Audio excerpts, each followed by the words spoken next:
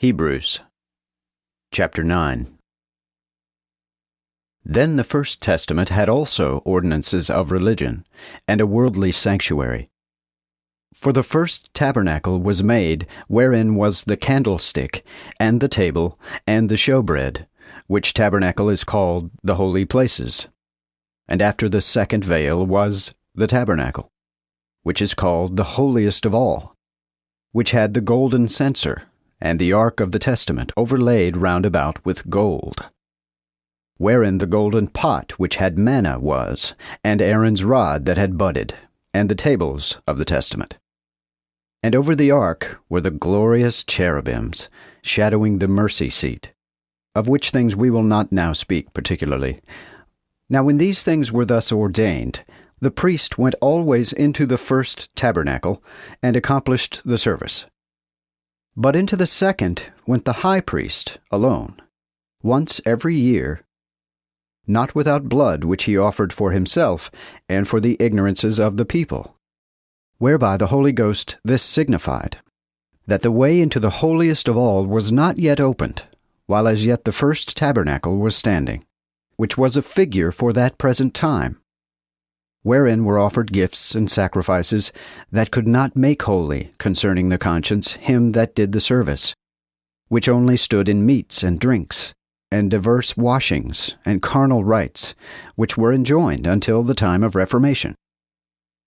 But Christ, being come an high priest of good things to come, by a greater and more perfect tabernacle, not made with hands, that is, not of this building, neither by the blood of goats and calves, but by his own blood, entered he in once unto the holy place, and obtained eternal redemption for us. For if the blood of bulls and of goats, and the ashes of an heifer, sprinkling them that are unclean, sanctifieth as touching the purifying of the flesh, how much more shall the blood of Christ, which through the eternal Spirit offered himself without fault to God, purge your conscience from dead works, to serve the living God? And for this cause is he the mediator of the New Testament, that through death, which was for the redemption of the transgressions that were in the former testament, they which were called might receive the promise of eternal inheritance.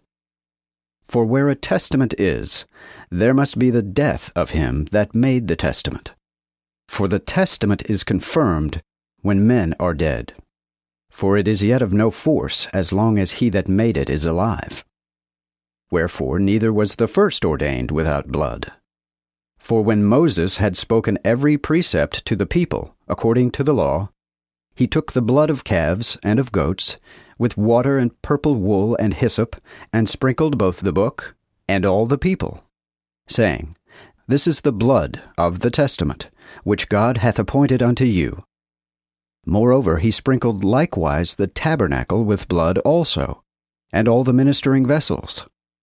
And almost all things are by the law purged with blood, and without shedding of blood is no remission. It was then necessary that the similitudes of heavenly things should be purified with such things, but the heavenly things themselves are purified with better sacrifices than are these.